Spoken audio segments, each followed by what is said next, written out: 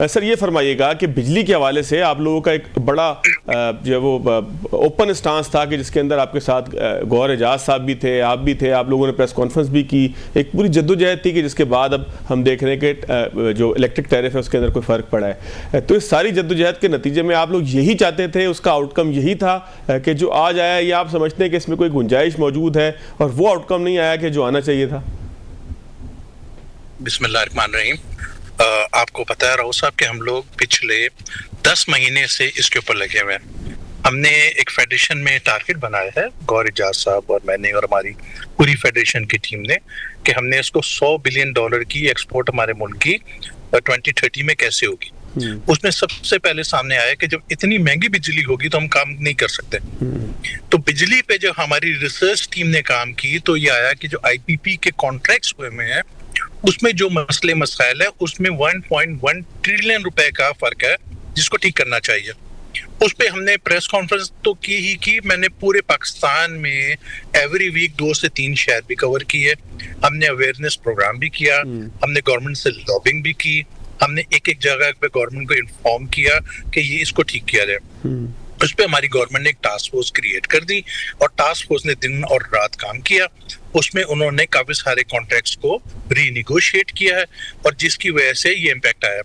Impact जो आ रहा है, अगर 1.1 ट्रिलियन रुपए की आप बात करेंगे तो टोटल इस मुल्क में 120 करोड़ यूनिट कंज्यूम होते हैं, तो इसका 11 से 12 रुपए का इम्पैक्ट आना चाहिए। ये जो अभी 7.5 की बात कर रहे हैं, जो आप कह रहे हैं कि हमारे लिए ये सही है या गलत है, देखिए मेरा टैरिफ P3 पे 34 रुपए की बिजली है। 34 रुपए में अगर 7.5 रुपए कम हो जाए तो ये 26.5 रुपए की बिजली बनती है। 280 पे मैं डिवाइड कर दूं डॉलर पे तो 9.5 सेंट की बिजली बनती है। हमारी डिमांड ये है कि हमारे को 9 सेंट की बिजली चाहिए। तो इससे तो कैलकुलेशन से लगता है कि हम बहुत करीब आ गए हैं, बट मार्केट में बहुत ज्यादा कियासराई हो रही है कि ये ऐसा नहीं है, ये 26 या 27 रुपए नहीं है, ये 31 रुपए। मैं नहीं मान सकता इस बात को कि हमारे प्राइम मिनिस्टर ने अनाउंस की एक बात को तो वो ठीक होनी चाहिए, बट अभी मैं इस पे कोई कमेंट इसलिए नहीं कर रहा कि जब तक नोटिफिकेशन हाथ में नहीं आएगा तो हमारे को उसके बारे में बोलना बनता नहीं है।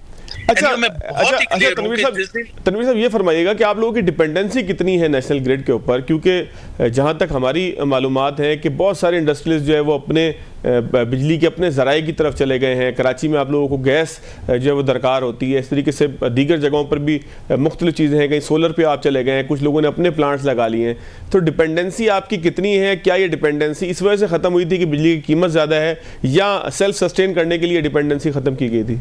नहीं, जो हमारे जो अपने जो पावर प्लांट है ना, वो भी गैस लेते हैं और गैस भी गवर्नमेंट से आती है, तो उसका भी रेट इन्होंने ज्यादा कर दिया है कि वो बिजली से भी महंगी हो गई है। तो गवर्नमेंट जो पावर प्लांट गैस बेस्ड हैं वो भी सारे के सारे शिफ्ट हो जाएंगे बिजली के ऊपर।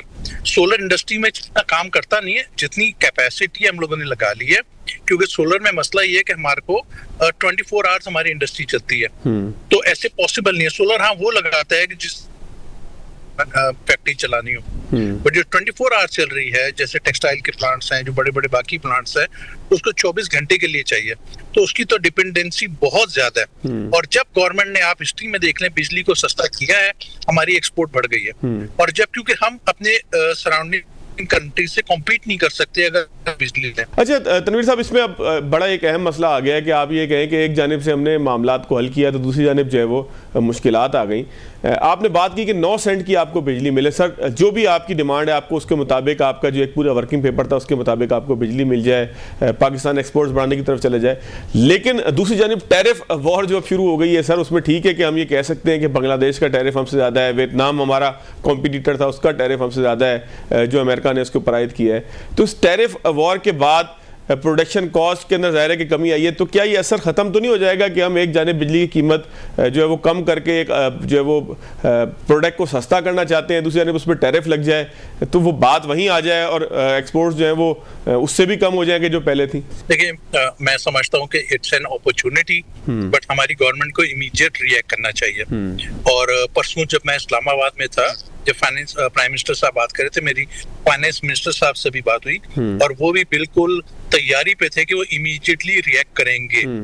बहुत होपफुल हूँ। देखिए ना, हमारा कंपटीशन किसके साथ है? वियतनाम के साथ है। वियतनाम में तो 46% लग गया है, श्रीलंका 44 है, बांग्लादेश 37 है, चाइना 34 है, इंडोनेशिया 32 है, Pakistan is 29, India is 26। India से टेक्सटाइल की इतनी बड़ी एक्सपोर्ट टू यूएस नहीं होती है। अब इन्होंने जो फॉर्मूला बनाया है, जो हमारा 29% जो हमारे पे कैलकुलेट किया गया है, वो इन्होंने अपनी इंपोर्ट जो पाकिस्तान में इंपोर्ट हो रही है, जो कि 5.1 बिलियन डॉलर की इंपोर्ट है, और 2 बिलियन डॉलर की हमारी एक्सपोर्ट है टू यूएसए। तो इसका इन्होंने डेफिसिट कैलकुलेट किया है 3 बिलियन डॉलर का। 3 बिलियन डॉलर को इन्होंने डिवाइड किया इंपोर्ट के ऊपर, विच इज 5.1, उसकी 58.8% निकली है, डिवाइड बाय 2 कर दिया तो 29%। ये फॉर्मूला इन्होंने पूरी दुनिया पे लगा दिया। अब हमारे को चाहिए कि फौरी तौर पे हम अमेरिका से या तो इंपोर्ट बढ़ा लें। अब वो इंपोर्ट कैसे बढ़ेगी? हमारी गवर्नमेंट को ऐसी सब्सिडी दे, जो हम कॉटन अगर लानी भी है तो हम किसी और मुल्क से ना लाए, हम अमेरिकन कॉटन लेकर आ जाए। हमारे मुल्क में पाम ऑयल आ रहा है मलेशिया से, वो बंद करते हैं, वहां पर थोड़ी सी ज्यादा रिबेट दे दें यूएसए में, जहां से सोयाबीन ऑयल आता है, हम सोयाबीन ऑयल लेकर आ जाएं। 2 ऑप्शंस हमारे पास कि हम या तो अपनी इंपोर्ट इंक्रीज करते हैं यूएसए से, या हम अपने टैरिफ घटा दें। तो मैं कहता हूँ इससे बड़ी अपॉर्चुनिटी नहीं है, हमें दोनों काम कर देने चाहिए। यूएस एक बहुत बड़ी मार्केट है और हमारे लिए बहुत बड़ी मार्केट खुलने जा रही है, तो उसका हमें फायदा लेना चाहिए। तो तनवीर साहब, अपॉर्चुनिटी कॉस्ट को अवेल करने के लिए, जिस तरह पाकिस्तानी सफ़ीर के बयान को भी अगर हम मद्देनजर रखें, वो कहते हैं कि जी हम अमेरिका के साथ मुज़ाकरात करेंगे, और जहाँ तक ट्रंप की गुफ्तगू का ताल्लुक है तो उसमें भी उन्होंने मुज़ाकरात का ऑप्शन खुला रखा है कि हमसे बातचीत करें, ट्रेड डेफिसिट को कम करें। अमेरिका से इस वक्त तो मेरे ख्याल हम 3-4 चीज़ें ही मंगवाते हैं, मशीनरी कुछ मंगवाते हैं, बाकी और इस तरह की कुछ चीज़ें होंगी। तो क्या पाकिस्तान के लिए वायबल होगा कि अमेरिकन मार्केट्स को तलाश करे कि वहाँ से हमने क्या इम्पोर्ट करना है? ये पाकिस्तान के करंट सिनेरियो को रखते हुए वायबल होगा? जिस तरह से आपने कहा कि जी कॉटन हम मंगाए, तो कॉटन मेरा ख्याल है हम वियतनाम से भी ले रहे हैं, कुछ अपनी इंडिजिनियस कॉटन भी हम बना रहे हैं, तो वियतनाम के बजाय अगर हम अमेरिका की तरफ जाएंगे तो उसका हमें फ्यूचर के अंदर कोई फायदा है अमेरिका से चीजें लेने का, या उसकी कॉस्ट इतनी होगी कि हम पाकिस्तान में जो मेजॉरिटी कॉटन, जी सर, मेजॉरिटी कॉटन जो पाकिस्तान में आती है ना, वो आ रही है ब्राजील से, वो आ रही है अमेरिका से। तो ये जो कॉटन आ रही है, इसको हमने शिफ्ट कर देना है यूएसए, और साथ ही हम 4.5 बिलियन डॉलर का एडिबल ऑयल इंपोर्ट करते हैं। ये मोस्टली फ्रॉम मलेशिया आता है, जो कि वहां से पाम ऑयल आता है। तो अमेरिका के पास उसका ऑल्टरनेट सोयाबीन ऑयल है, हम सोयाबीन ऑयल इंपोर्ट कर लें, गवर्नमेंट थोड़ी सी उसको रिबेट दे दे तो इंपोर्टर खुद ही, जिसको जहाँ फायदा होता है कारोबारी आदमी वहां शिफ्ट हो जाता है, वो उसको इंपोर्ट करना शुरू कर देगा। और साथ ही हम अपने टैरिफ घटा दें। पाकिस्तान में टैक्स तो आगे बिकनी नहीं है, कितनी 4-6 गाड़ियां आ जाएंगी, तो अपने टैरिफ भी घटा दें साथ। और मगर जैसे वियतनाम वाले जाकर, मैं टीवी पे देख रहा था, अमेरिका में बैठ गए, तो हमारे मुल्क में हमारा फाइनेंस मिनिस्टर, हमारे कॉमर्स मिनिस्टर को टाइम जाया नहीं करना चाहिए, इनको इमीडिएटली जाके अमेरिका बैठ जाना चाहिए, उनसे निगोशिएट करना चाहिए, क्योंकि ओपन है फॉर डिस्कशन। तो इट्स एन अपॉर्चुनिटी, और इससे बड़ी अपॉर्चुनिटी पाकिस्तान को कभी नहीं मिलेगी, ये जाया नहीं करनी चाहिए। अच्छा तनवीर साहब, जिस तरह से आईएमएफ के साथ अब डील जो है वो तकरीबन अब फाइनल हो गई है, उनका वफ्द भी आएगा, कहते हैं कि जी वो बताएगा नहीं किसी को वो क्या कर रहे हैं, तो जो हुकूमत के दावे हैं कि हम जो है वो महंगाई को कम लेकर आ गए हैं, हम अशरिया खुदनोश की कीमतें कम कर रहे हैं, एक ओवरऑल इम्पैक्ट हुकूमत ये साबित करने की कोशिश कर रही है कि वो महंगाई के अंदर जो है वो उसको डिक्रीजिंग इफेक्ट के साथ लेके आई है। फिर आईएमएफ की डील की बात भी हुई।